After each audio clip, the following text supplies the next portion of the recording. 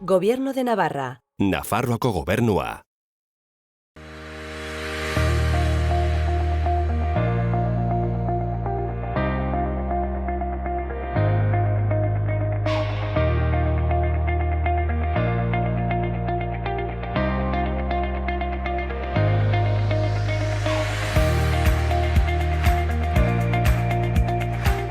Ongitorriak gaurko saiora. Gaurkoan, lehenik eta behin, aurtengo kilometroak jaiko koordinatzaile den Gaizka Ezeizarekin hitz egingo dugu. Eta ondoren, Non dago Mikel dokumentalaren zuzendariak diren Pitu eta Amaia Merino etorriko dira platora. Orain, has gaitezen beste edukiekin. Ikusitzagun gaurko komunikabidetako azalak. Diario de Notiziasekin hasiko gara. Titularrak, osasun sailak, Funes eta Faltzes konfinatuko dituela dio, COVID-19aren eragin handiagatik.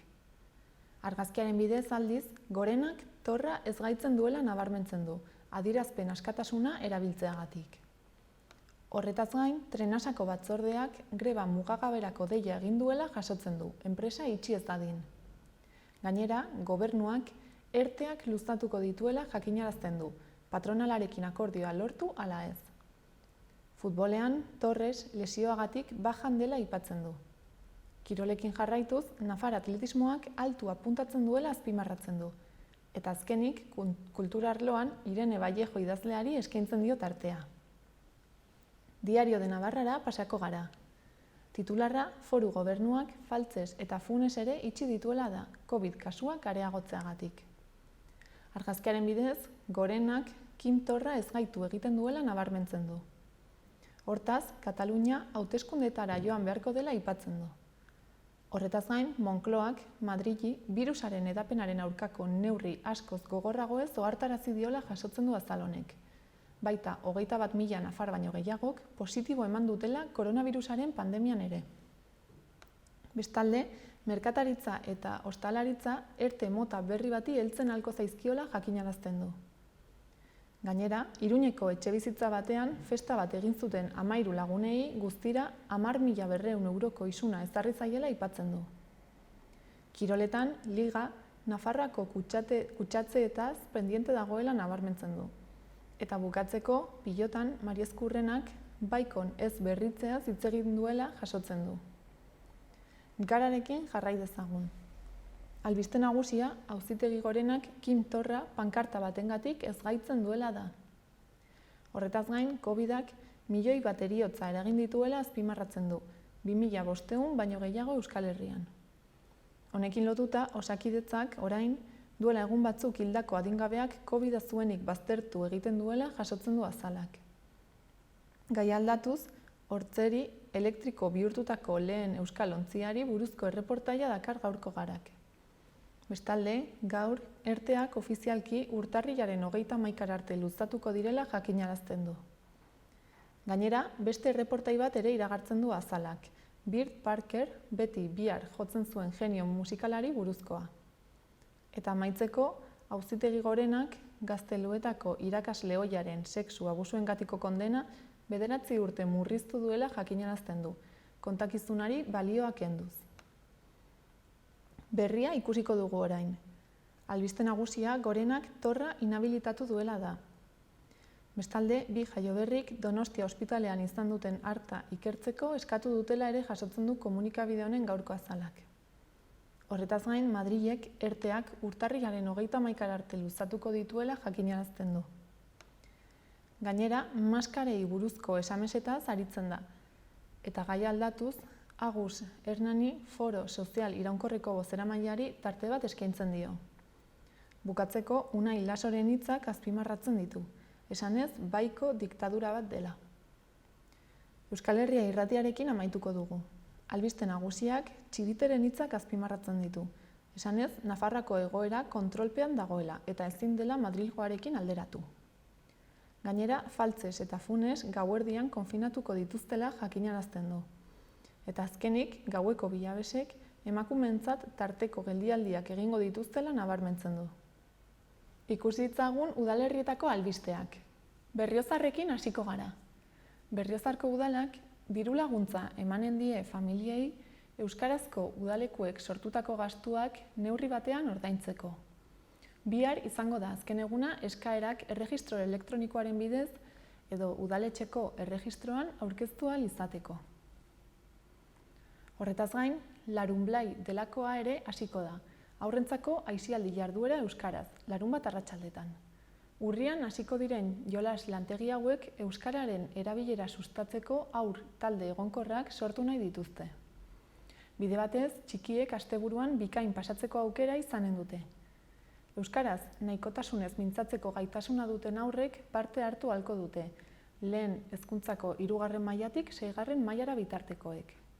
Argibideak eskatzea eta izen ematea urriaren 2 arte egin daiteke, 10:00 ordubietara udaleko euskara zerbitzuan. Burlatan, bihar izango da 2019-2020 ikasturtean euskara ikasteagatik dirulaguntzak eskatzeko azken eguna.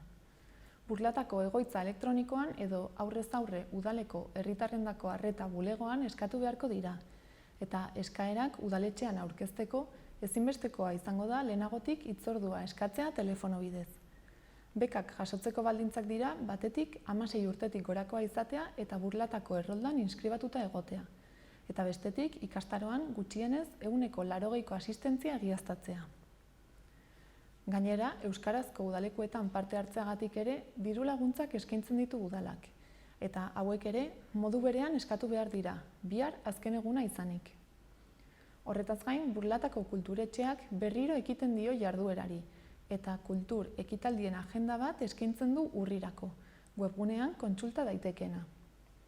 Edukiera 150 inguru murriztu dute, ikusleak segurtasun eta lasaitasun osoz joan daitezen. Horretarako, besaulkien kokalekuak banatuko dituzte, 2 eta 3 jarriz, eta aurretik online erreserbatu beharko da, behar besteko lekua izateko. Bestalde, ordutegi berria ezarri dute, astelehenetik ostiralera 9:00 ordubietara, larunbatetan 10:00 ordubietara eta asteburuetan antzokian programazioa dagoenean. Gainera, aldi baterako bulegoak udaletxeko eraikinera leku aldatu dira, eta kontsultak edo hitzorduak aurrez hitzordua eskatuta eginen dira. Gai aldatuz, Burlatako udalak Burlatako merkataritza bonuen deialdia iragarri du, hiriko ekonomia suspertzen saiatzeko, guztien artean, enpresak eta herritarrak. Bonuak 25 euroko balioa du. Bezeroek 15 euro ordaintzen dituzte eta gainerako 10 euroak udalak diruz lagundutako aparteko saldoa dira. Deialdiari atxikitako edozein establezimendutan trukatu ahal izango dira, eta establezimenduak atxikitzeko epea urriaren 1-tik 9 bitartekoa izango da, biak barne. Ondoren, atxikitako establezimenduen zerrenda udalaren webgunean argitaratuko dira. Bonuak 18 urtetik gorako edonork eros ditzake online. Pertsona bakoitzak gehienez 3 erosi ahal izanen ditu, eta erosi nahi dituztenek nanaren bidez identifikatu beharko dute beren burua. Bonuak urriaren 19-tik abenduaren 19 bitartean erosi eta trukatu ahalko dira, biak barne. Horretaz gain, urriaren 1-tik 10 kulturetxeko erakusketa aretoan Álvaro Boneten argazkiek eta Txon Pomesen akuarelek osatutako argitasunetik uretara erakusketa egonen da ikusgai. Eta larunbat honetan, urriaren 3an, Suakai taldearen Luces Musika Akzion ikuskizuna izanen da kulturetxeko antzokian arratsaldeko 8:00. Ikuskizunak irauten duen 75 minutuetan, etenaldirik gabeko bidaia bat bizi ahal izanen da zinemaren historiako soinu banda garrantzitsu eta erakargarrienetan zehar. Guztiak ere milimetrikoki sinkronizatutako filmen irudiekin lagunduta. Pantaila handian gertatzen den bezala. Sarrerek aldez aurretik 8 euroko prezioa dute eta lehiatilan 10 eurokoa izanen da. Orkoienen, euskarazko udalekuetan parte hartzeagatiko dirulaguntzak urriaren 1 arte eska daitezke. Bestalde, udaleko kirol eta kultur egitaraua eskuragarri dagoia da udalaren webgunean, eta izen emateak bihar hasi eta urriaren 7an amaituko dira. Izen emateko bete beharreko fitxa eta inprimakiak ere online aurki daitezke. Horretaz gain, ostiralean urriaren 2an pronostiko reservado antzerki komikoaz gozatzeko aukera izanen da arratsaldeko 8:00 Orkoiengo gizarte etxean. Gazte eta helduei zuzenduta dago, eta sarrerek 2 euroko prezioa dute. Irailaren hasieran, udalak Iruñeko establezimenduetan erosteko abiatutako Pamplonap deskontu kanpaina urriaren amaierara arte luzatuko da. Hala, hilabete horren 10 arte eskuratzen ahalko dira bonuak eta urriaren 31 arte erabili. Luzapen honekin aukera gehiago eman nahi zaizkie deskontu horiei etekina atera nahi dietenei, eta aldi berean hiriko merkataritzari babesa eman. Pandemiatik eratorritako murrizketen ondorioz, une zail batean baitago.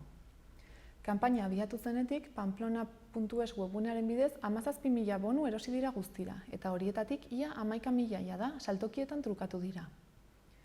Pamplona bonuek aukera ematen dute udal ekimen honekin bat egin duten 430 saltokietan erosketak egiteko 130% deskontuarekin.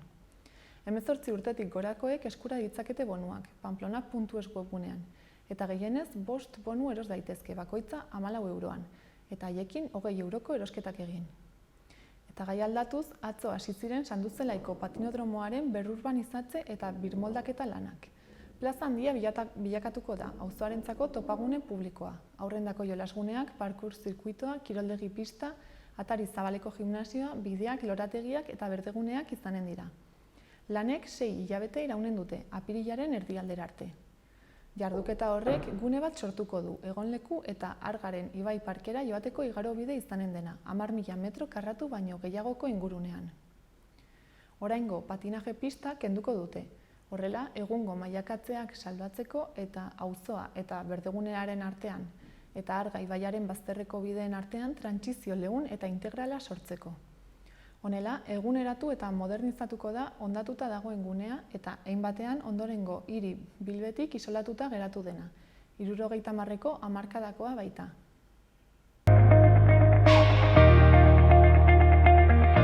Pasa gaitezen gaurko eta biharko eguraldiaren iragarpenak ikustera. Gaur giro argia nagusituko da eta tenperatura maksimoek gora egingo dute. Goizean hodei batzuk ikusiko ditugu, baina erdi mailako hodeiak eta goi hodeiak izango dira, eta ez dute euririk utziko. Arratsaldean zerua garbiago egongo da. Haize ahula ibiliko da goizean, hego ukitua izanik. Arratsaldean berriz ipar ekialdeko haizea sartuko da. Tenperatura maksimoak 20 gradu ingurura iritsiko dira. Bihar, asteazkenean, ildo beretik hasiko dugu eguna. Hotz egingo du lehen orduetan, eta lainoa ere sortuko da hainbat txokotan. Lainoa desagertu bezain laster, giroa eguzkitsua izango da leku guztietan. Temperatura maksimoak pixka bat gehiago igo eta 20 eta 25 gradu artean ibiliko dira. Eguerditik aurrera berriz, haizea ipar mendebaldetik finkatuz eta indartuz joango da, eta hodeiak iristen hasiko dira. Gauerako zerua nahiko lainotua geratuko da. Koronavirusa prebenitzeko gomendioak. Sarri garbitu eskuak urarekin eta saboiarekin.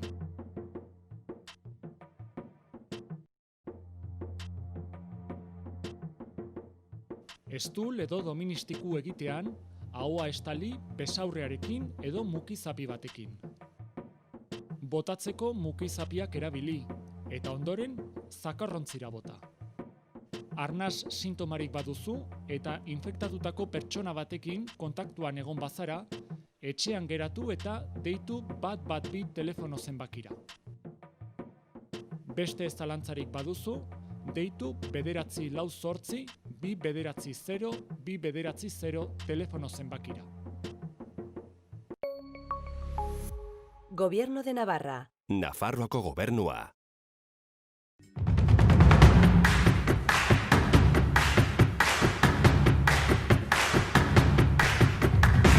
Nafarroako herri eta paisaiak ezagutu nahi dituzu? Bertako bizimodua nola den ikusi nahi duzu? Hortarako zure programa da Herriz Herri. Zatoz gurekin eta 32 herrietan zehar ibiliko gara, Nafarroa ezagutuz eta deskubrituz. Zatoz!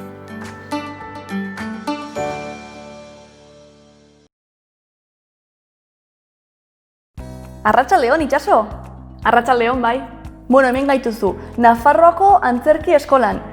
Zergatik ekarri gaituzu ona? Bueno, ni berez antzezlea naiz eta eskola honek ikusi ditu nire lehenengo hastapenak antzerki munduan. Eta orduan hemen hasi eta non jarraitu zenituen ikasketak? Edinburgoko unibertsitate batean ikasi nuen antzerki gradua. Eskozian. Eta orain, zertan ari zara edo? Xaloa Telebistako, Nafarroak munduan saioa aurkezten dut orain. Non Nafarroako jende anitza elkarrizketatzen dugun eta haien atzerriko esperientziari buruz hitz egiten dugu. Eta gero zuek guztiekin partekatzen dugu. Zein proiektu interesgarria, ezta? Entzun duzue? Piztu ezazue Xaloa Telebista. Eta egon erne, laiste izango duzue. Nafarroak munduan saioa ikusgai.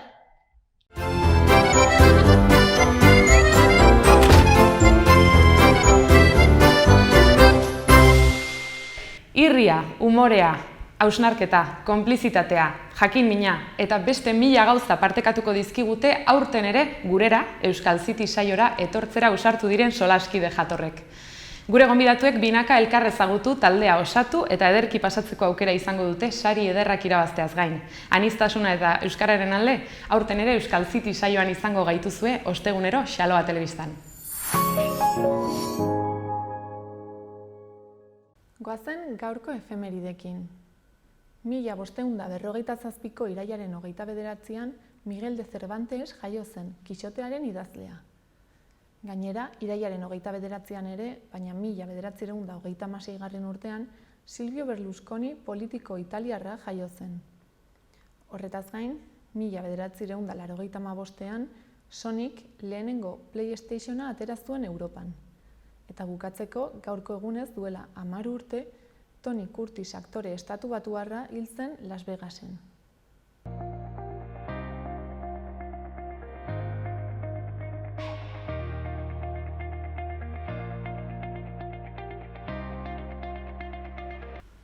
Kaixo, Gaizka, zer moduz? Kaixo, egunon, ondo. Aurten ezin izan duzue kilometroak, normala edo ezagutzen duguna ez, ezagutzen dugun moduan ospatu, baina bai antolatu duzuela kilometroak hastea. Bai, hoi da, naiz da ezin izan deun, guk hasiera batian pentsatuta geneukana egin, kilometroak hastia antolatu dugu, eta bertan ekitaldi ezberdinak egongo dira. Eta aste honetan zehar ospatuko da, ezta? Eta ze ekitaldi desberdin antolatu dituzue? Lehenik eta behin, gaur hasiko litzake astelehena gaurtikan larun batea bitartean egongo da erakusketa bat, Zizurkilgo kulturetxean, eta bertan aurreko 43 ediziotako irudik aurkituko txeu. Panelen bidez eta urte bakoitzak bere panela du. Duela 43 urteko argazkiak ikusteko aukera, agian norbaitek bere burua aurkituko dugu. Hoi da, lehenengotikan, azkeneko eintzana lehengo urten zarautzen. Eta horretaz gain, ze beste jarduera egongo dira? Gero eokiko genuke ostegunen, epuntzai buruzko foro bat, etorkizuneko Euskal Eskola deitu diegu ekimenai, eta pixkat izango da foro bat, non landuko dan gaia etorkizuneko Euskal Hezkuntza hori izango dana. Ondoren berriz ostiralen daukagu bertso saioa eta bekaren aurkezpena.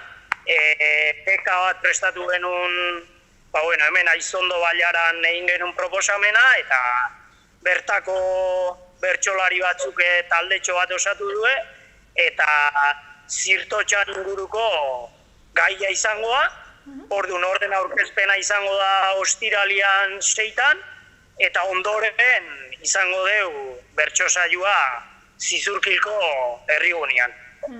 Eta bertan, izen ezagunak egongo dira bertsolari modu. Eta ezagutzen ez dugunontzat, zirtotxa zer esan nahi du horrek, zer da? Izango liake euskerazko esamoldek bezala, ez? Pixkat humore puntua ere badu, eta guk egia esan da ez dakau informazio gehiagi nundik noakuak, orduan ostegune, ostirale markatu, horren berri izango dugu, eta ia hasiko dira, lanketa guztia iken, eta hori. Primeran.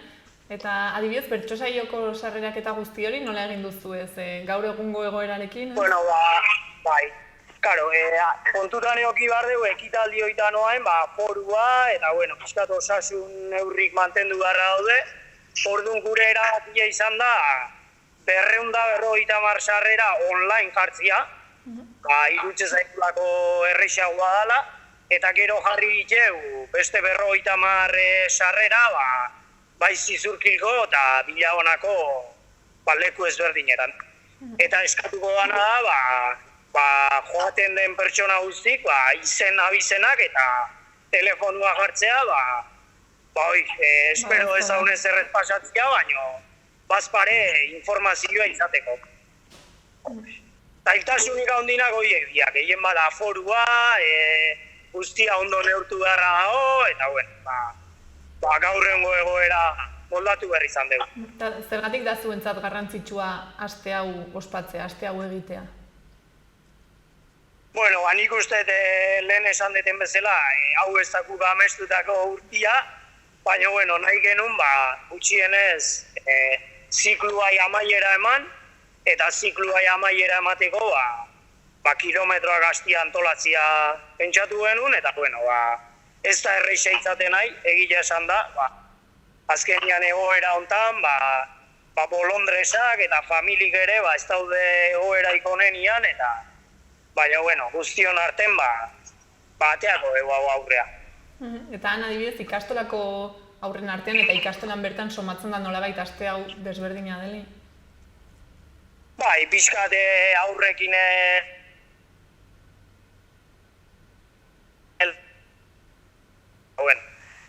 ez da guk nahi genuna, ez? Azkenian kontutan izan behar dugu ere ikastolan barrun, ze protokoloa hon, ezin dia umiak nahastu, bakoitzak bere espazioa dauka, bere taldia dauka, orduan, aldan neurrin, saiatu geha moldatzen, ekitalditxo batzuk, pixkate hastia animatzea, ez, ikastolan barru. Orduan, igual pena pixkatera izango duzu, ez? Egia, sensazioa pixka dela arrarua, ez? Azkenean urte guztia egon geha egun horri behira, egia ere itxialdin egon ginen, etxian egon ginen, handikan bueltare ez da erreza izan, orduan, gazi gozua, ez? Azkenian, aste honek pixkate gozatuko digu, baina, bueno, ez da urteko gobena izan. Igual, egora guzti hau pasatzen denean berriz egin beharko duzue, beste zerbait? Bueno, nik uste hemendikan urte batzuta ez deskansu pixkat hartuta, gero berriz aukera gaunitzeko eta behar da bezala antolatzeko. Eta adibidez, aste honen helburua zein litzateke zuentzat? Bueno, gutzako helburua da, alde batetik ikuste deulako kulturalki eta euskara mailan ere, geldialdi handia ondala, ez? Eta beste alde batetik bai, oso tristia izango litzake, maitzia urtia ezerrin gabe, ez? Azkenian hori izan da gure motivazioa eta gure helburua da, gutxienez, ekitaldi txume batzun bitartez, itxiera amatia. Orduan saiatuko zarete ez, behintzat, txikia bada ere alik eta hoberena egiten aste honetan. Bai, hori da, eta pixkat herria eta bai Bilabona eta Zizurkil, Amasa Bilabona eta Zizurkil, pixkat alaitu ez, da esatia, kilometroak bizik daola, eta, bueno, ez da berdina izango, baina behintzat zeo zeitia, ez? Ez dakit, ja bukatzeko hori zerbait aipatu edo azpimarratu nahiko zenuke guztiontatik? Bai, bueno, gero eokiko genuke igandian ere, lehen da bizikoa zatia izango litzake protokolua, ez? Pixkat, inguruko udalak, eta, bueno, bakizu, politikarien lotura hoi, eta ondorengo bigarrengo zatia berriz izango litzake, guri garrantzitsue iruditzen zaigun kolektibo bati omenaldia ikia, eta kasu honetan aukeratu den gaia Aitona Monatia, ez? Azkenian garrantzia handia du, ikastolan sorkuntzan ere behaiek ibili dira, oaindikan ere hor dabiltza, biloa eta biloekin ere askotan behaiek dauke karga guztia, eta iruditzen zaigu errespetua zor dileun kolektiboa. Gainera ez, bizi izan dugun, bizitzen ari garen egoera honetan ere, haiek dira asko sufritzen ari direnak. Hoi da. Orduan, egokia iruditzen zaigun, behaiek parte izatia eta behaiek ere parte hartzea. Oso ongi. Ez dakit, orain ja hori beste zerbait gelditu izan zaigun, esateko? Nik eskertuko nuke, eredu berri honekin gainentzeko ikastolak eman diguen elkartasun, ez? Nik uste oso garrantzitsua izan dela eta nire ustez eredu berrian puntu fuertetako badala. Eta, gero eskerrak eman bai ikastola mailan lanian ajudian guztiri, eta bai ikastolatik kanpoare laguntza eman diguen guztiri, eta apoioa eman diguen pertsona guztiri. Mila esker, gurekin hitz egiteagatik, eta behintzat aste hau ez guztia primeran doan, eta lortzen duzuen gero nolabait buelta ematea eta konpentsatzea ere. Hoi da, eskarrik asko zuei ere horre oteatikan, da guri altagoza emateatikan, zabaltzeko gure. Aurrengo arte gaizka. Vale, eskarrik asko. Zuri. Koronavirusa prebenitzeko gomendioak. Sarri garbitu eskuak urarekin eta saboiarekin.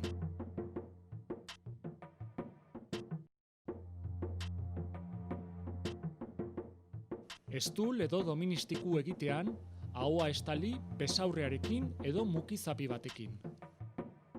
Botatzeko mukizapiak erabili, eta ondoren zakarrontzira bota. Arnas sintomarik baduzu eta infektatutako pertsona batekin kontaktuan egon bazara, etxean geratu eta deitu 112 telefono zenbakira. Beste ez zalantzarik baduzu, deitu 948 290 290 telefono zenbakira. Gobierno de Navarra. Nafarroako gobernua. Amaia eta Pitu ditugu orain hemen gurekin platoan. Haiek non dago Mikel dokumentaleko zuzendariak dira. Kaixo, bikote. Kaixo. Apa, zer moduz? Oso ondo, oso ongi. Donostitik itzuli berri, ez? Bai, eta pixka bat nekatuak, baina oso pozik emaitzarekin. Nola joan da guztia Donostin? Bikain egia esan.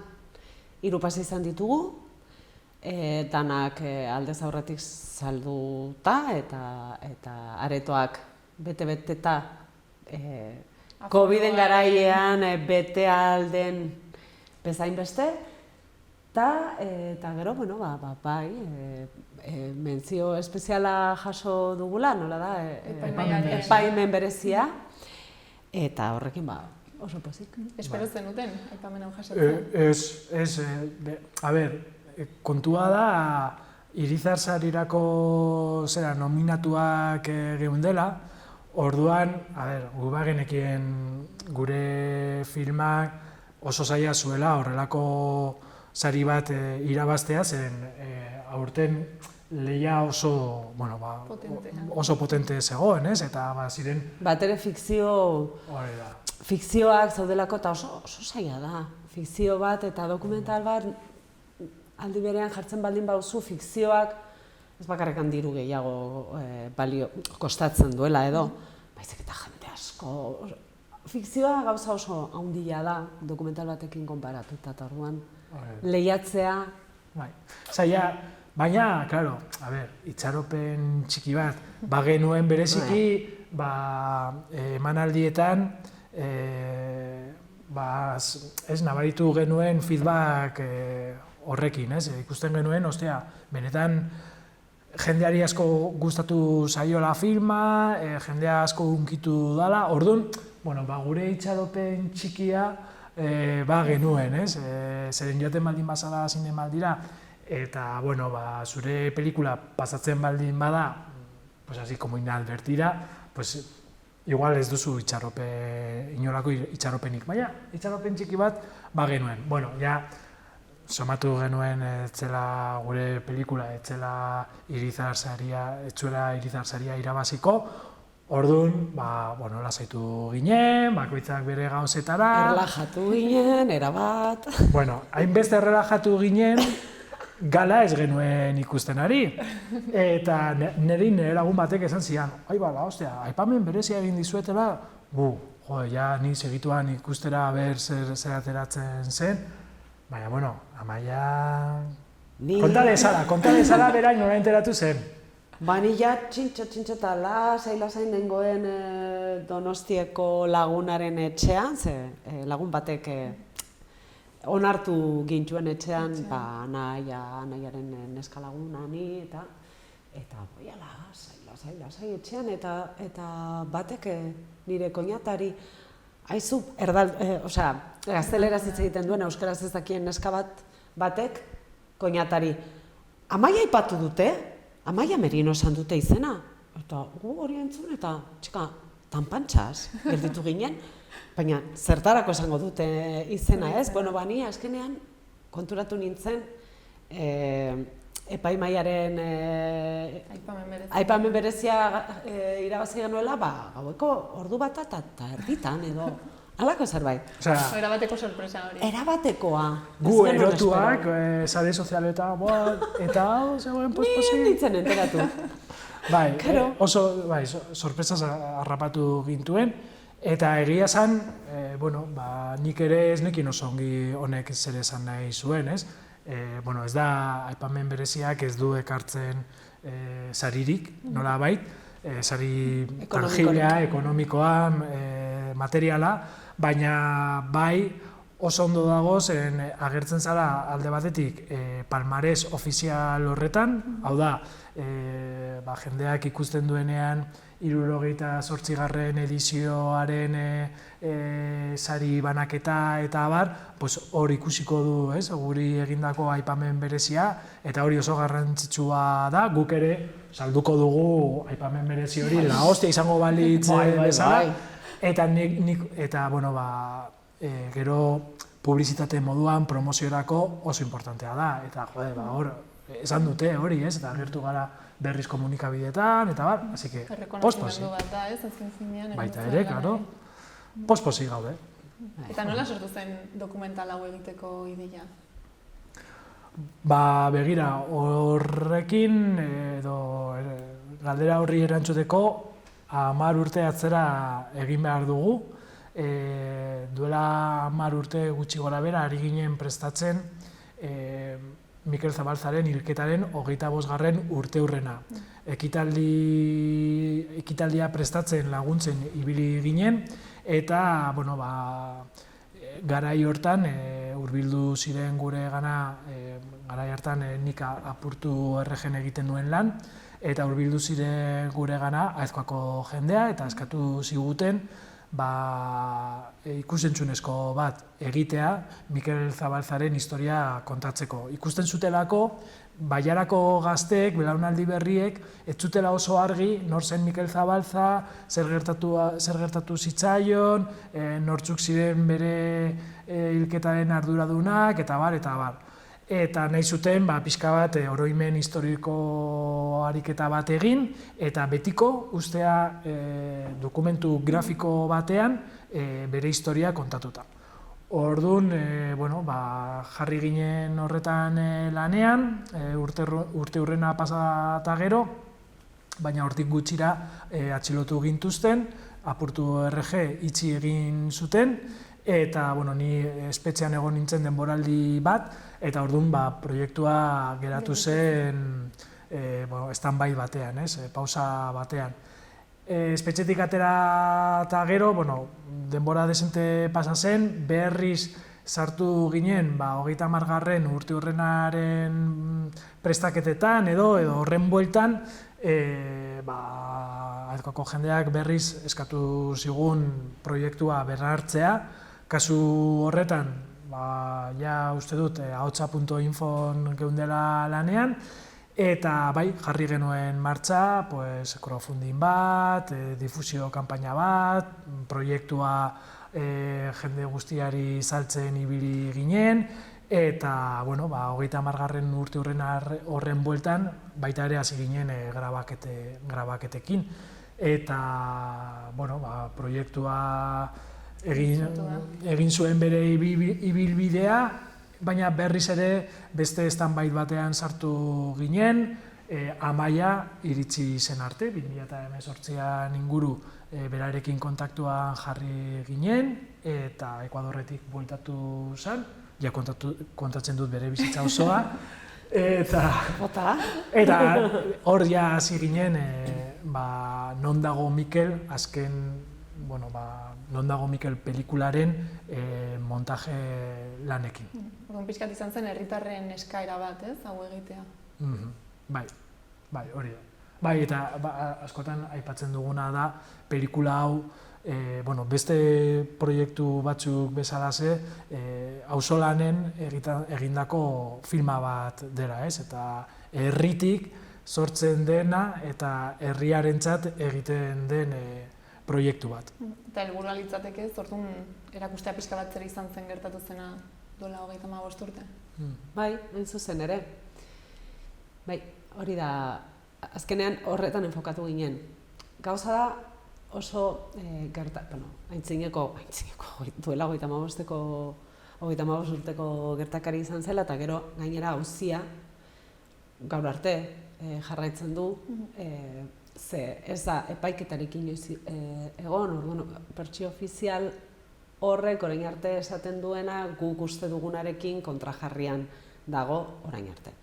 Orduan, hor bidean galdu zaitezke, hainbeste gauza daude ikerketa haunitz egin zituzten, grabazio eta elkarrizketa baina pila bat eta oso ikerketa potente eta ona zegoen pelikulari aurre egiteko, baina gu momentu baten erabaki genuen gu lortzen baldin badugu kontatzea, ondo kontatuta, empatia sortzen, jakinmina sortzen, zer gertatu zen egun horietan, gogoratu behar da Mikel Zabalza atxilotu eta 20 egun pasa zituen desagerturik haren gorputza agertu arte Bidasoako ibaiaren uretan.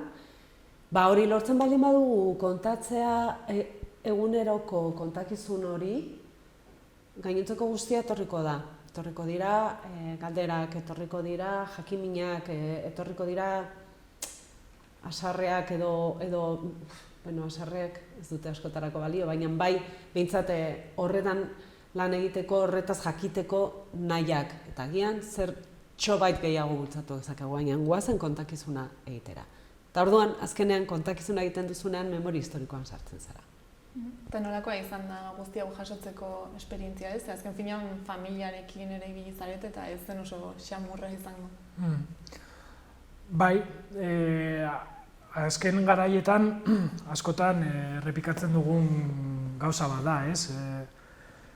Hurbildu ginen familia batengana, min asko duela, gordeta ere, eta asko sufritu duena, zeren kontutan hartu behar da, herriaren babesa izan dutela, baina azkenean beraiek estatuaren kontra, Guardia Zibilaren kontra ibili direla, ez? Eta egia aldarrikatzen, justizia aldarrikatzen, baina horma batekin topatu dira behin eta berriz, eta ezin izan dute horma hori gainditu, ez? Edo, nolabait ez dute lortu haien helburua epaiketa justu bat lortzea eta Mikel Zabalza hil zutenak epaitzea, ez? Dena den, familia horrekin gu jartzen garenean harremanetan, beraiek ados daude proiektua garatzearekin, baina hasten direnean ere ikusten horrek zer dakarren, nola sartzen gara haien etxean, ze nolako kutsak hasten garen irekitzen, dana nahazten zaie eta hasten dira gogoratzen zer pasa duten, familiaren artean, familiaren barruan ere, hasten da komunikazio bat, adibidez, belaunaldi berriek, ilobek, galdetzen dute, jakin nahi dute, orain arte etzekizkiten hainbat gauzak.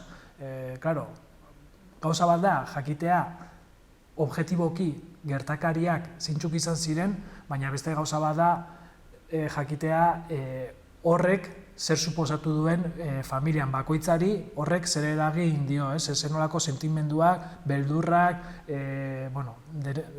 haserreak edo minak eragin dizkie. Eta hori azten garenean pixka bat destapatzen, familia barruan ere beste gauza batzuk sortzen diren. Eta guretzako oso garrantzitsua zen familia barruan zenolako transmisioa egin zen bere garaian gertakari guzti hauen inguruan.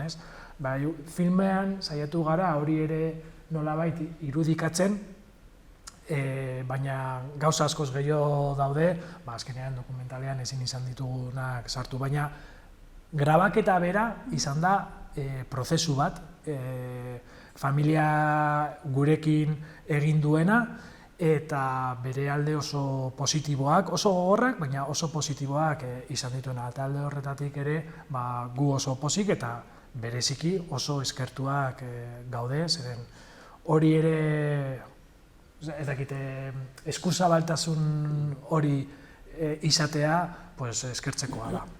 Orduan dokumentalean pixka bat ikusten da iragana, baina baita ere gaur egun familia honek nola kontatzen duen hau. Bai, belaunaldi berrien bitartez, egia esan.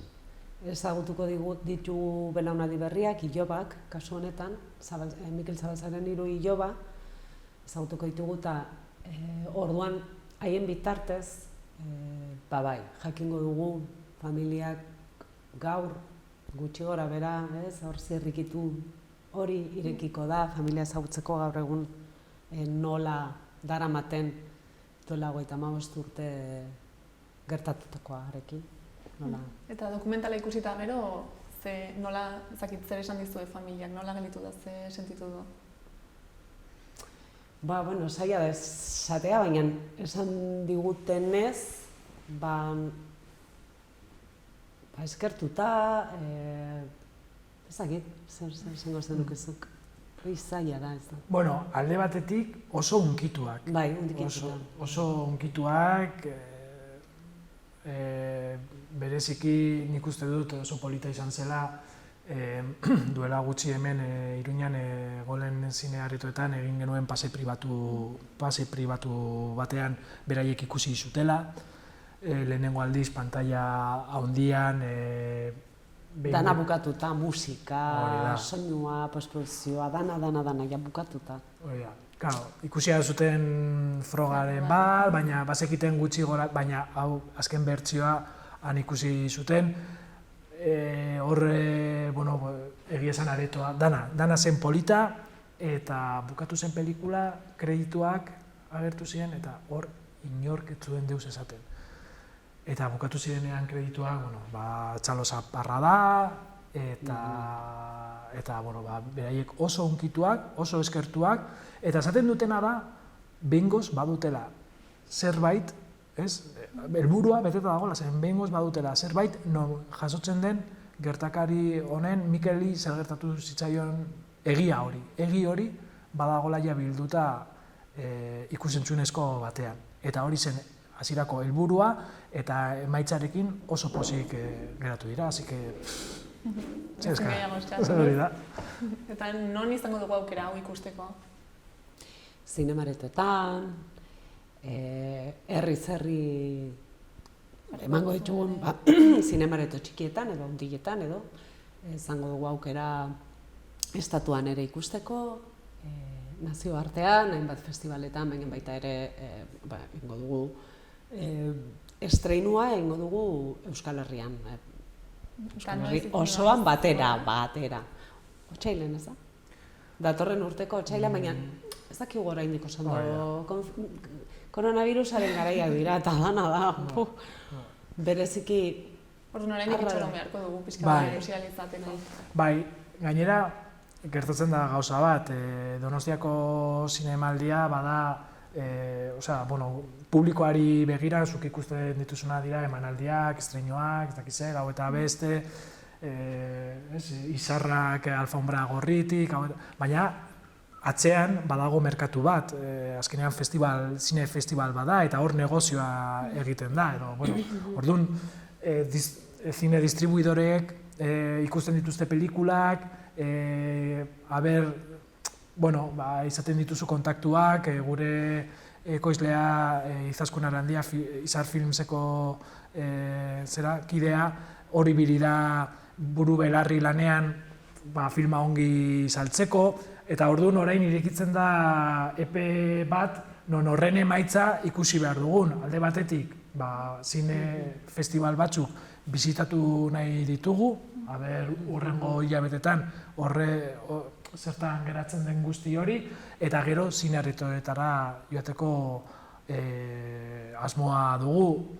Ze puntutaraino iritsiko garen Euskal Herriko zinema guztietara edo estatuko hainbat zine aretoetara, oraindik ez dakigu, baina hori da gure asmoa. Claro, hemendik otsailara arte guk egingo duguna da horretan sartu, tinko, lan egin, hori oso ondo prestatzeko. Eta orduan ahaleginen artean noski Euskal Herrian ahalik eta gehien ikusteko aukera izatea ere baldin bada, nahi dugu estatua, ere bai. Zailagoa izango da, ez? Bai, baina ez imposible. Ikusiko dugu, orduan, lortzen duzuen. Eta gero behin zinemetan mugituta gero, asmoa duzu adibidez interneten edo jartzeko? Bai, bueno, gero telebista publikoan ere ikusiko da, hainbat telebistetan ez dakigu ondoz, hori salmenta horiek egin behar ditugu, baina behintzat bat aldez aurretik zehaztuta daukagu, telebista publiko baten, eta gero bai, plataformetan, baina bortarako denbora pixka bat pasa behar da, pazientzia. Guk esaten dioguna jendeari da pazientzia pixka bat izatea, zine aretoetan pelikula dagoenean joatea ikustera, baina zalantzarik gabe, zeren pelikula hau da pantailan ondian ikusteko. Gure historiaren tarte txiki bat, pasarte txiki bat da, baina pantaila ondian ikusten dugunean benetan memoria historikoa egiten dugu, eta hori oso ongi, polita. Nabaritzen da, pantaila ondian nabaritzen da, hortarako eginda dago, pantaila ondian, esperientzia bat da, zinemaren tresnak erabili ditugu ariketa goperen egiteko pelikula, memoria historikoko ariketa bat baldin bada ere, baina oso zinematografikoa da, oso eseriko zara, eta esango duzu, lehenengo egunean hau gertatu zen, eta gero, eta joango zara ezagutzen protagonistak direnak, diren pertsonaiak, garaian protagonista izan zirenak ere, orduan, zineman eserita ikusi behar den pelikula bat. Eta komunitatean, hau da, ez da gauza bera hau ikustea zuretzean, ordenagailuan edo pantaila txiki batean, edo ikustea beste 100 pertsonekin batera zinema batean. Orduan, zine aretoetan dagoenean, zinera joan behar dugu ikustera, eta gero hori, jakitea gero herriz-herri hori egingo dugula, eta hor beste zera batean, solasaldiak izanen dira, ordun horiek ere jendeak aprobetxatzea. Eta helburua esan duzuen bezala da agian gehiago gazteek ikustea ala mundu guztiak azken finean? Memoria historikoa egiteko ariketa bat baldin bada, gazteentzako izango litzateke noski garai horiek bizi izan ez zutenentzako, baina baita ere gero azkenean, eta guain zinemaldian egon garela, gutxinaka jungo beha ere ikusten nola errelatoaren borroka bat ere badagoela. Euskal Herrian gertatutakoaren errelato bakar bat nahi zaigu inposatu nola bait, eta berdin du barrutik etortzen baldin bada patriaren kasua, adibidez, euskaldun, paskua da, patria norbaitek idatzi eta gero beste batek zuzendu, baina patriak daukan errelato hori, bai, eta gu beste bat daukagu. Karo, ez gara, ostras, ikusi barzan Donostia, ikusi barzan. Txika, bulebarren, kriston, tria, pasote gero, leku guztietan. Eta poliedrikoa behintzat izan daiteken relato bat ere, horri ipini behar dugu bestela, gaienduko dira eta ez. Gauzak ez dira horrela. Beste kolore askotakoak ere badira, eta orduan nik uste horretan ere kokatzen dela. Beraz, zure galderari erantzuten, bai, belaunaldi berriak, baina gu guztiok,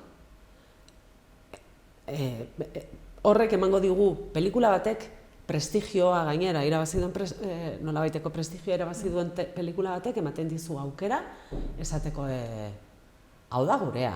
Osea, guk ere hori bizi izan dugu, bestea egian ere bai, baina hau ere bai, eta orduan hau ere esan behar da.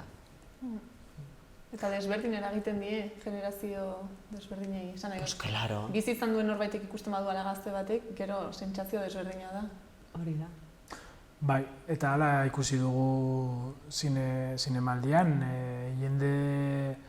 nik uste dut jende helduari, garai horiek bizi izan zituen jende horri, barrukoak mugiarazi dizkio pelikula honek, ez? Orduan, berbizi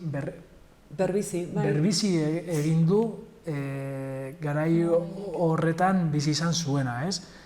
Eta egia zen, artxibo irudien tratamenduagatik, bete-betean sartzen zara egun horietako bizipenetan, kontakizun horretan, eta, neurri batean, gaztea bazara, hor, zuzenean ari zara bizitzen. Eta garai horiek bizi izan bazenitu, berriz bizitzen dituzu egun horiek, ez? Nik uste dut hori da asmatu dugun gauza batekin, eta hori da jendeak gutxienez esaten diguna. Publiko guztientzako da, bizi naiz ez bizi izan, bizi izan genuenok flipatuko ditugu, flipatzen dugu benetan, horrela bizi ginen gu, madre mia. Eta, porque oso bortitzen, polizia, baina gero bertsio ofiziala nola irudikatzen zuten, nola esaten zuten, zela zaitasunarekin, zein punidade, baina erraldoiarekin esaten zituztenak, eta gu isi dugu behar edo zer edo nola jokatzen genuen. Eta jende gazteak, orduan ezagutuko du, garai horretan nola bizi izan zen hori guztia. Eta hori bizi izan zuen jendeak, agian ere nolabait pixkata aztua du, agian hori? Hala ez da azten, hori ez da azten. Hori ez dela azten, ginera. Ikonografikoak bihurtu diren ja irudiak daude, ez?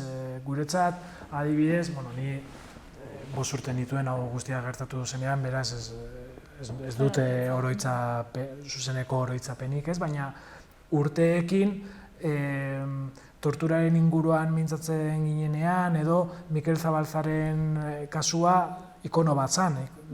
Orduan, eta irudi batzuk oso barneratuak ditugun, ez? Askotan ikusi izan ditugu. Kontua da ere, pelikula honetan beste irudi batzuk ere ikusten dira. Artxibo grafikoa oso handia da eta integratu dugu pelikulan, eta orduan badago jendeak esaten duena, nik hau ez nuen ikusita, hau ez nuen gogoratzen. Ostia, ez nekin horrela hau gertatu zenik. Orduan, jende nahiz eta oso ongi ezagutu kasua, jende horrek ere sorpresa asko hartuko ditu. Orduan apuntatuta delitu behar da. 2021 batean, non dago Mikel dokumentala ikustera joatea? Hori da, bai. Apuntatu. Ez dakit ja bukatzeko zerbait faltatu izan zaigun, ez duguna esan eta azpimarratu nahiko zenuketen, ala, zakit mezuren batekin bukatu nahiko zenuketen. Alde batetik, eta beti egiten dugu, eskerrik asko, proiektu hau aurrera eramaten lagundu diguten guztiei, ez? Pertsona asko izan dira, auzolanez egindako pelikula bat da, esaten genuen bezala. Eta baita ere, pena handi bat geratzen zitzaigun, material asko eta oso material polita genuelako eta ezin izan dugulako dana sartu dokumentalean, dana erakutsi, eta horrezagatik ari gara egiten websail bat, webserie bat, galdutako objektuak izena duena, mikelzabalza.eus webgunean aurkitu daitekena, eta sare sozialetan zabaltzen ari garela. Momentuz 2 kapitulo zabaldu ditugu, baina datozen aste eta hilabetetan beste hainbat kapitulo zabalduko ditugula, eta benetan baita ere merezi duela. Zerbait gaitu nahiko zenuke? Ez, beraz, non dago Mikel, galdutako objektuak, hor dago kasu honetan murgiltzeko, eta Euskal Herriaren parte izan den zerbaiten sartzeko aukera ere. Mila esker, bikote etortzeagatik. Eskerrik asko. Eta horrengora arte. Eskerrik asko.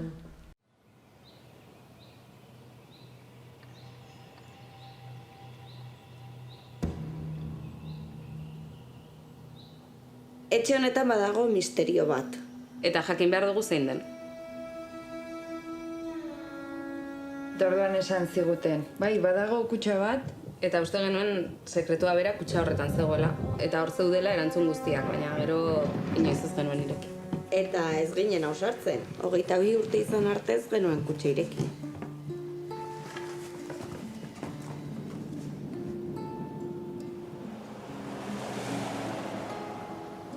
Me di cuenta que había un río allá. Me dijo, ¿tú ya sabes lo que es esto? Pues cuando quieras hablar, sacas la cabeza. Y me metieron del agua, me sacaban del agua un poco a su antojo. Yo hacía fuerza para salir, pero era a su antojo como ellos querían.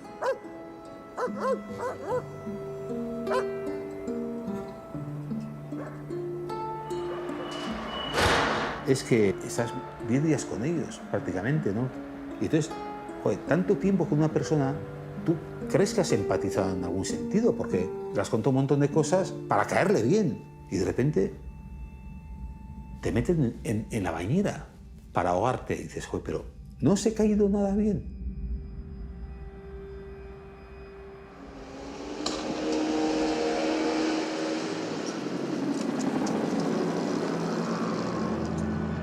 Que yo mantengo plenamente la confianza de que Mikel Zabalza aparecerá o será encontrado.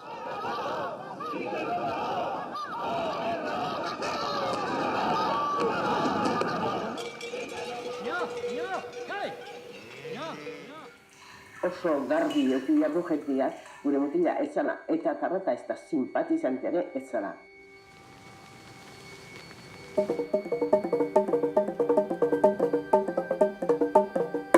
Y hay otra versión, la de los que son amigos de la gente que asesina, que extorsiona y que secuestra en el País Vasco. Esas son las dos versiones que hay. Y hay que optar por una o por otra.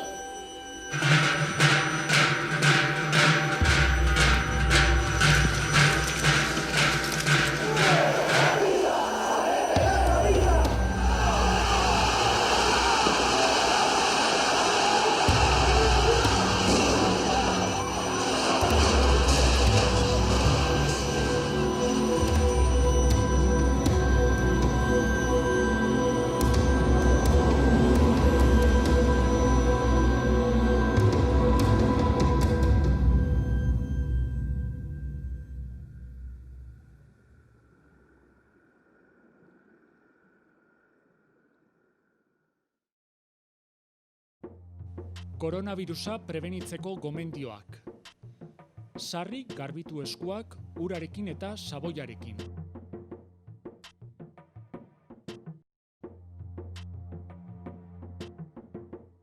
Estul edo doministiku egitean, ahoa estali besaurrearekin edo mukizapi batekin.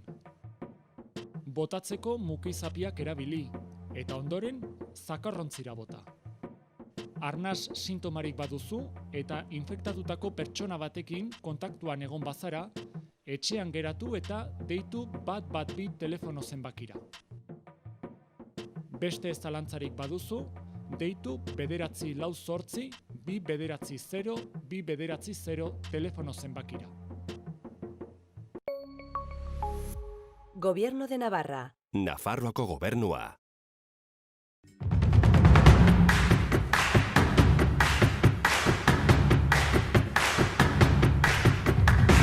Nafarroako herri eta paisaiak ezagutu nahi dituzu? Bertako bizimodoa nola den ikusi nahi duzu? Hortarako zure programa da Herriz Herri. Zatoz gurekin eta 32 herrietan zehar ibiliko gara, Nafarroa ezagutuz eta deskubrituz. Zatoz!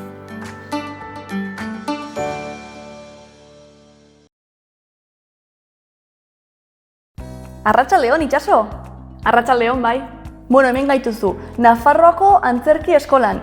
Zergatik ekarri gaituzu ona? Bueno, ni berez antzezlea naiz eta eskola honek ikusi ditu nire lehenengo hastapenak antzerki munduan. Eta orduan hemen hasi eta non jarraitu zenituen ikasketak? Edinburgoko unibertsitate batean ikasi nuen antzerki gradua. Ah, Eskozian. Eta orain, zertan ari zara edo? Xaloa telebistako, Nafarroak munduan saioa aurkezten dut orain. Non Nafarroako jende anitza elkarrizketatzen dugun eta haien atzerriko esperientziari buruz hitz egiten dugu. Eta gero zuek guztiekin partekatzen dugu. Zeinen proiektu interesgarria, ezta? Entzun duzue? Piztu ezazue Xaloa telebista. Eta egon erne, laiste izango duzue. Nafarroak munduan saioa ikusgai.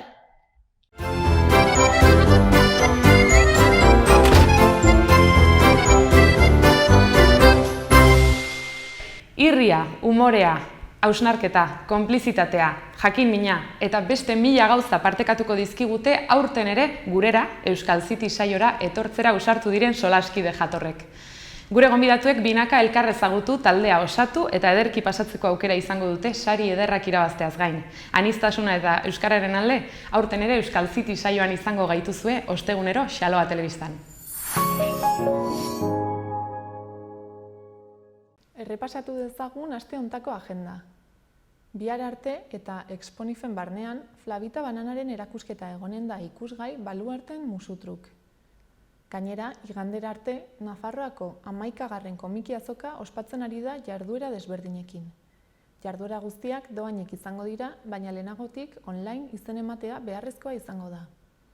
Horretaz gain, igandera arte ere, edizio, liburu eta disko azoka ospatzen ari da Gazteluen Parantzan. Bihar, bestalde, antzerki aroa hasten da, eta birritan bortxatua antzezlana izanen da ikusgai arratsaldeko 8 antzerki eskolan. Sarrerek 8 euroko prezioa dute. Ostegunean, 8 Atarrabiako kulturetxean, Nafarroako Orkestra Sinfonikoak kontzertua eskainiko du 5 euroren truk. Gainera, ostegunean ere, baina Barainaingo musika eskolako patioan, bertso jaialdia izanen da 7 Mintxo Astiz, Maialen Lujanbio, Aitor Mendiluze eta Erika Lagomaren eskutik. Ostiralean, Atarrabiako kulturetxean, arratsaldeko 6 Zurginaren ipuina aurrentzako antzerkia egonen da, eta sarrerek 3 euro balio dute. Eta azkenik, ostiralean ere, Xaxardi ipuin kontaketaren 2 saio egonen dira Barainaingo udaletxeko erabilera anitzeko aretoan. Lehenengoa 5:05 izanen da, eta bigarrena arratsaldeko 6. Beno, gaurkoz hau izan da guztia. Orain, Santxotena museoko irudi batzuekin utziko zaituztegu. Mila esker oregoteagatik eta bihar arte.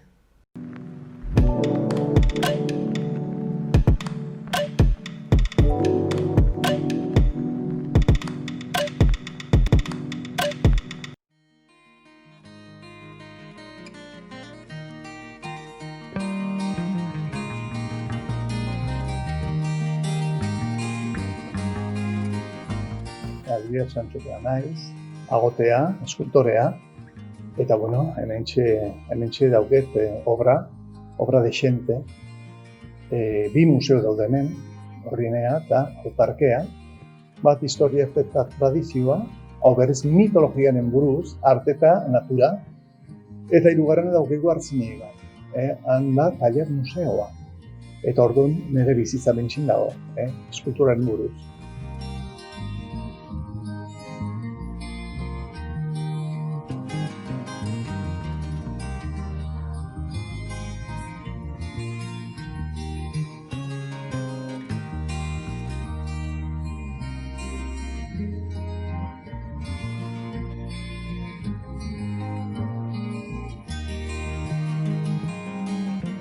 Bueno, nire antzineko jendeak aitxonak, aitetxik, egurren buruz egiten zituzten lanak, nira eta tailata oso famatua zen, Julian. Eta ni tailatzen hasi nintzen. Eta ondoren oteizak ikusita nire lanak esan zidan, zuke eskulturezea, garri horrez eskultura inberdezu. Berarekin hasi nintzen, oteizarekin. 1969.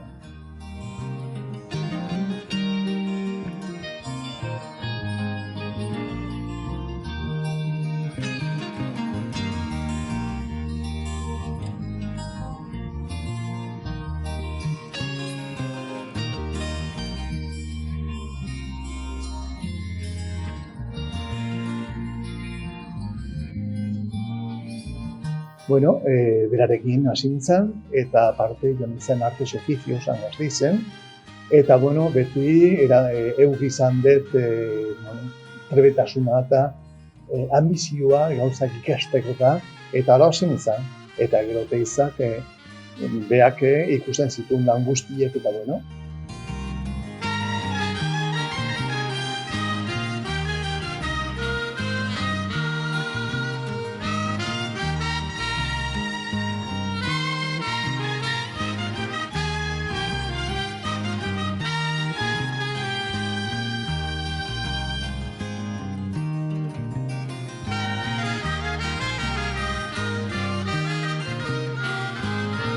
Ni dauzket bi artistaren, buruan dauzket bi artista bat, oteiza, razionala, geometriko baita, eta bestia Henry Moore, inglesa. Hore izan organizista da, naturak ematen dituen formak, erabiltzea eta horrekin joko egitea.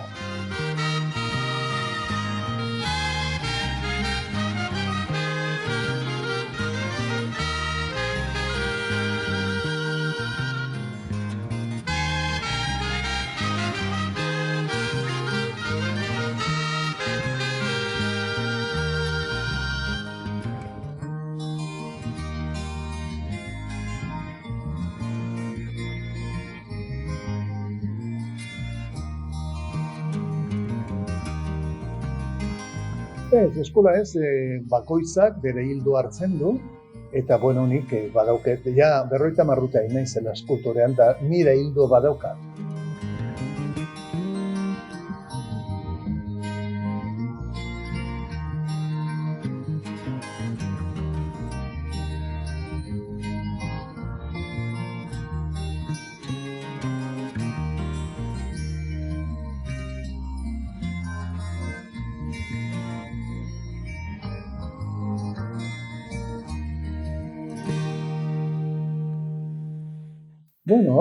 Lehenik hasi nintzen klasikoa egiten. Artes y ofiziozen, ofizio hartu behar, gauza, formak, negurriak, eta ondoren, hortatik aparte hasten zea zeuden eskultura egiten.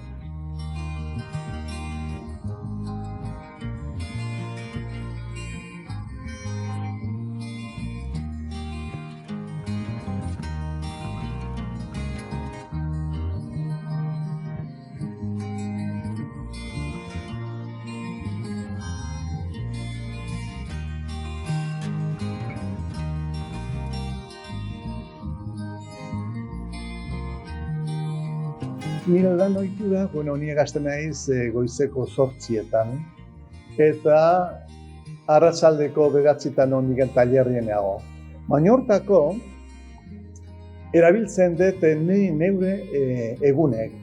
Astelena, astearte eta asteazkena egurra egiten dut, lantzen dut egurra.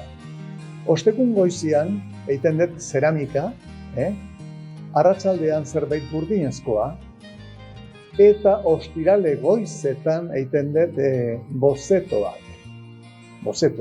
Orduan, hortan dago, oso hortan, nire negurri hortan dago.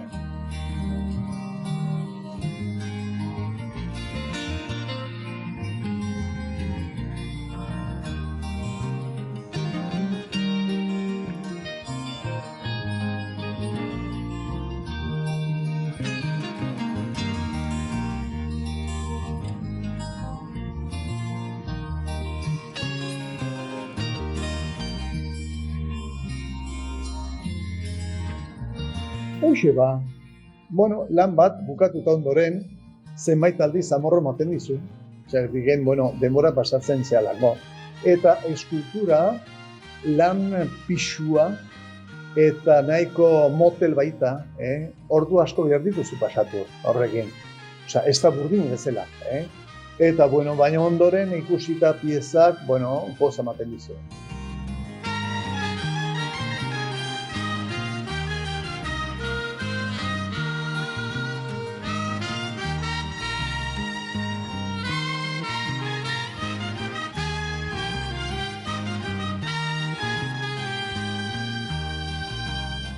Bueno, denak ditut, osea, gai ezberdinak dauzkat.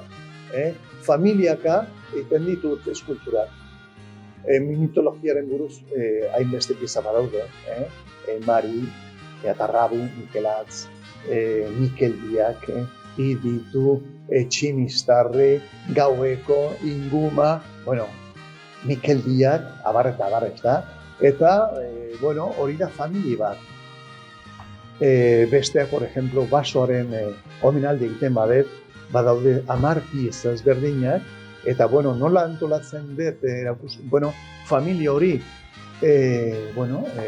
urteko sasoinak ikusiz, udaberria, udazkena, negua, aparte horma sasia, beste bat dago nola txoriek bere kabiek nola egiten dituzten, nola bizitza hasten dan, beste bat da eistaria, arma, armaren sarea, eta azkeneko pieza izaten da, kaiola bat libre, txori libreentzako, zoin zango litzeke kaiola hori, eta da azkeneko pieza.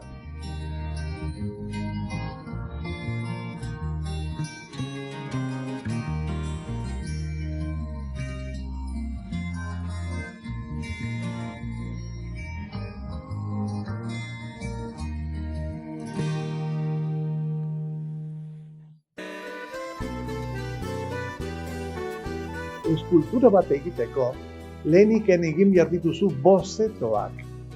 Bozetoa, familia bat inber dezu. Eta orduan aukeratzen dezu bat. Baina leheniken badago lan bat egin beharra. Hasi eskultura bat zuzenki oso zaila da. Oso zaila da.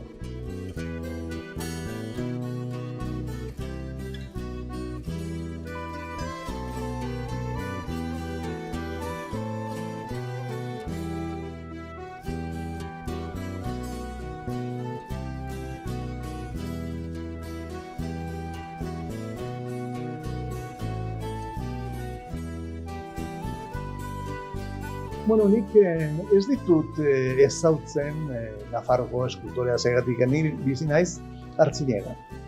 Eta han sartuta nago, osea, nik erakusketak eta gauzak eta ez ditut egiten, osea, nire piezak erraldoiet dilako. Orduen badakit, eskultor oso ospetsu badaudela Nafarroan, baino ez dizut esaten alde.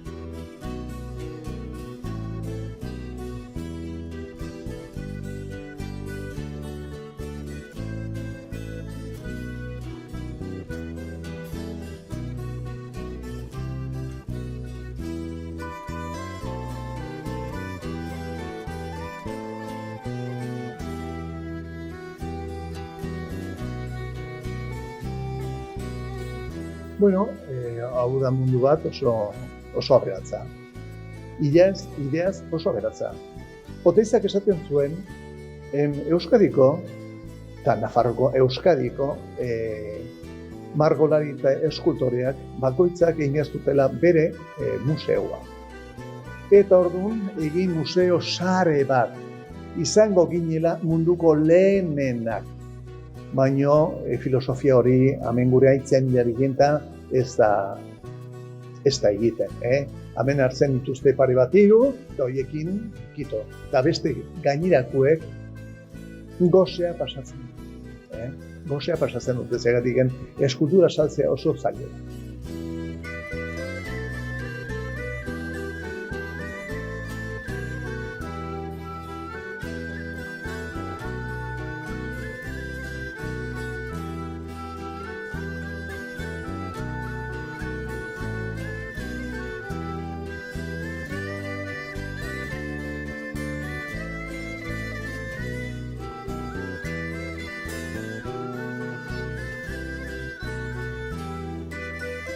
Bueno, abrastasun handia.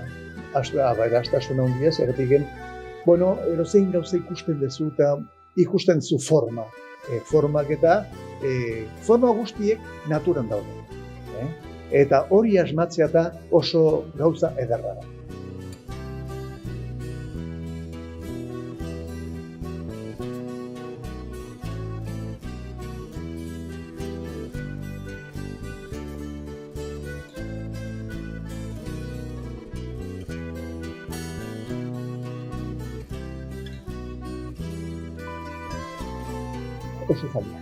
Oso zaila, zergatik eskultura bat egitea asko gustatzea, eta behar duzu jan. Eta egunak pasatzen dira, eta gero saldu behar duzu. Eta saldu edo nola zaila da. Horregatik ez dare laguntzak. Eta behar dien laguntzak gauzak egiteko eta moldatzeko.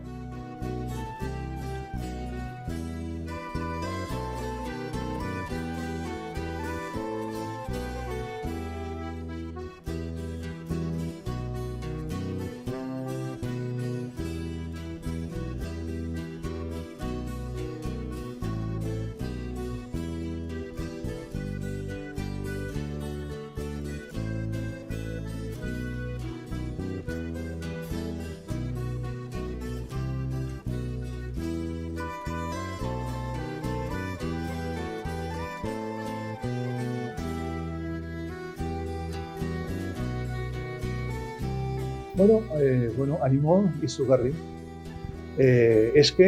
Hortan badago zehose barruan daukezu indar bat eta atea nahi dezu. Eta hasten direnien da hortan dago jokoa. Eta, klaro, mundu oso zaila da. Eskulturaren buruz. Oin margolaritza eta asko ez erreso bat. Kuadro bat egitea ez duzuen beste denbora pasatzen. Baina, gero eskulturak mantendu zu beste gauza.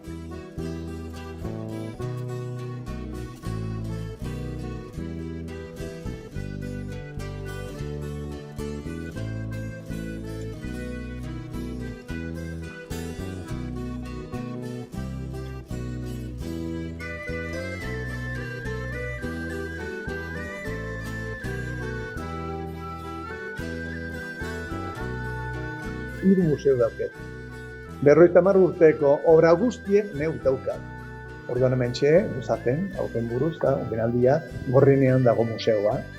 Bigarren hausi da, hemen 35.000 metroko parkea da, bordak, eta borda barrundare eskulturar baldoiek egurezkoak, baina aparte badaude burdina hormigoita brontzezkoak kalean. Eta hirugarrena dago Antziniegan. Antxe beste museoa da, Talier museo, beste filosofiarekin. Orduan, ikusteko horrena hementxe da.